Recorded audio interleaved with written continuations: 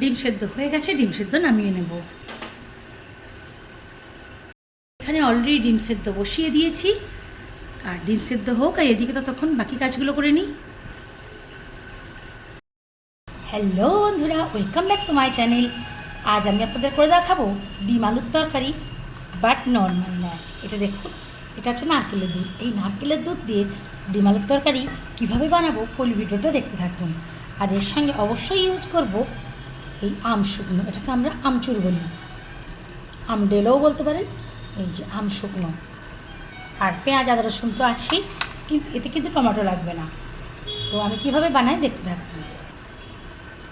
প্রথমেই একটা পাত্রে জল নিয়ে নেব, আর এর মধ্যে ডিমগুলো দিয়ে ছাড়িয়ে নেব।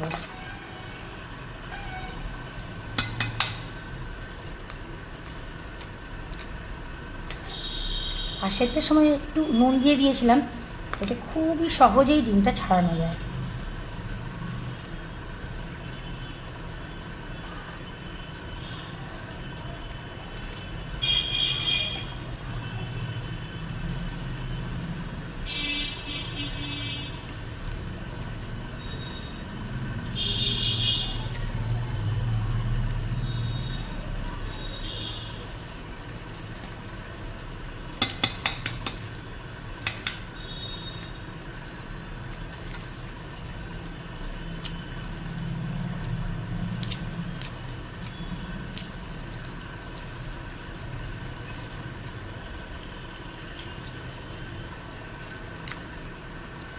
ডিম ছাড়ানো কমপ্লিট।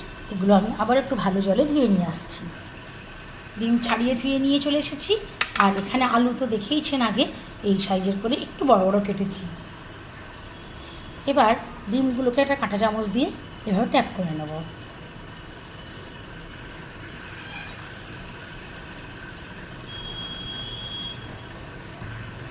সবগুলো ট্যাপ করা হয়ে গেছে। ওভেনে কড়াই বসিয়ে দিয়েছি। এখন কড়াইয়ের মধ্যে দিয়ে দেবো তেল। অবশ্যই আমি দেবো সরষের তেল। এখন গরম তেলের মধ্যে দেবো আমি অল্প একটু নুন আর একটুখানি হলুদ গুঁড়ো। এখন আমি ডিমগুলোকে ছেড়ে দেবো।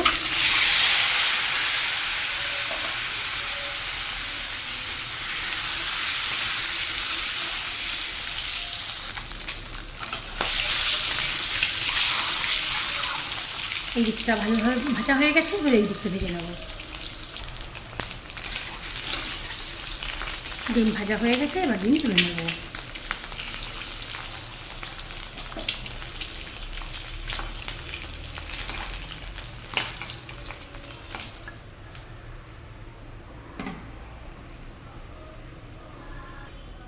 গরম কড়াইয়ে আরও একটু সরষের তেল দিয়ে দেবো।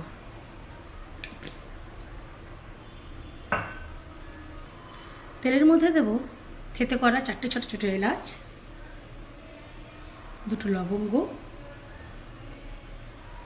অল্প একটু দালচিনি কাটা, আর একটা ছোট্ট তেজপাতা। তেজপাতাটাকে অর্ধেক করে দিয়ে দেবো।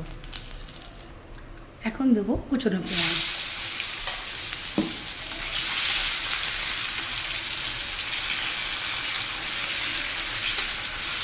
ফ্লেমটা হাইতেই রাখবো। পেঁয়াজ যখন এরকম 50% মতো ভাজা হয়ে যাবে, তখন এর মধ্যে দিয়ে দেবো আলু। আলুটা কিন্তু আমি ভাজি নাই, পেঁয়াজের সঙ্গেই ভাজি।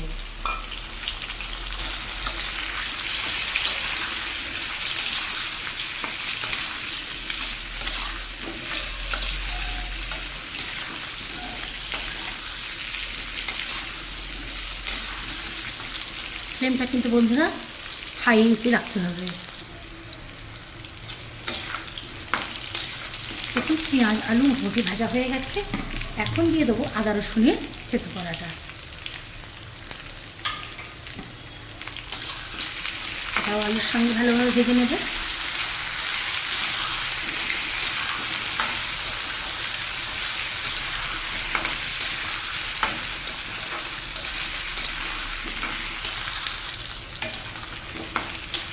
এখন এর মধ্যে এক এক করে দেবো।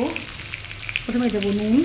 নুনটা যেহেতু আমি ডিম ভাজার সঙ্গে দিয়েছি, নুনটা একটু আছে তাই একটু কম দিলাম, লাগলে পরে দেবো। আর হাফ চামচের একটু বেশি দিলাম হলুদ গুঁড়ো, হাফ চামচের মতো দিলাম লঙ্কার গুঁড়ো। ভালো করে এটাকে আবারও নেড়ে দেবো।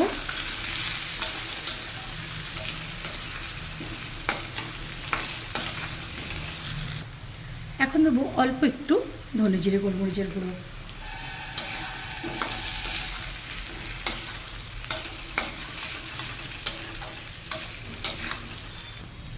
এবার দিয়ে দেবো এর মধ্যে ধুয়ে রাখা নারকেলের দুধ। এখানে বন্ধুরা আমি একটা কাজ করেছি, এই নারকেলের দুধ থেকে একদম উপরের গাঢ় দুধটা অর্ধেক বাটির মতো তুলে রেখে দিয়েছি। দেখুন দুধে খুব ভালো মতো বলক চলে এসেছে। এখন আমি দিয়ে দেবো এই যে আম শুকনো বা আমডেলো, এই যেটা 2 পিস নিয়েছি। যে যেরকম টক খাবেন সেই অনুযায়ী দেবেন। টক আর নুন আছে, তো ব্যালেন্সটা করার জন্য আমি দিয়ে দেবো 1 চামচ চিনি। ভালোভাবে নাড়িয়ে দেব।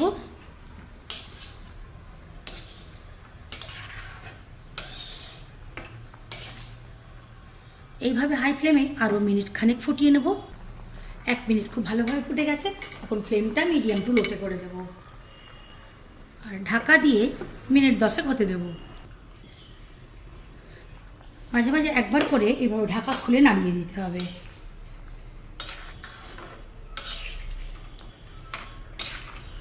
আমি এর আগেও 2 বার দিয়েছি নাড়িয়ে, আবারও ঢাকা দিয়ে দিলাম। এই যে ঢাকা খুলে দেখুন অলমোস্ট হয়ে এসেছে। এখন আমি শেষে দেব এই যে ধুয়ে রাখা গাঢ় দুধটা। এটার জন্য নারকেলের দুধের একটা ফ্লেভার খুবই ভালো লাগবে খেতে। এটা দিয়ে খোলা রেখে হাই ফ্লেমে মিনিট 2 ফুটিয়ে নেব।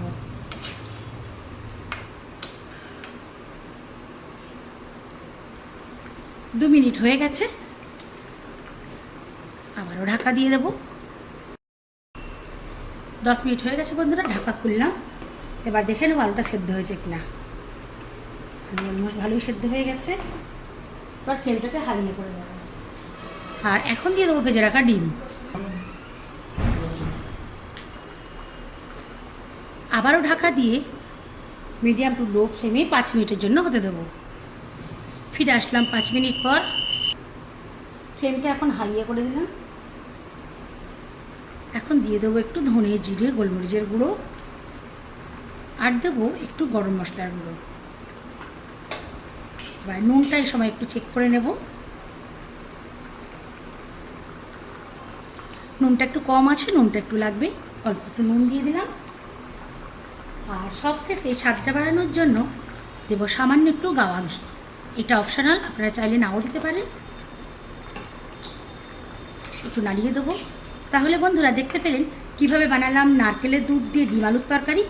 আমার এই নারকেলের দুধ দিয়ে ডিম আলুর তরকারি রেসিপিটা আপনাদের কেমন লাগলো অবশ্যই কমেন্টের মাধ্যমে জানাবেন। ভালো লাগলে লাইক করবেন, চ্যানেলটাকে সাবস্ক্রাইব করে আমার পাশে থাকবেন। ঢাকা দিয়ে নামিয়ে নেব।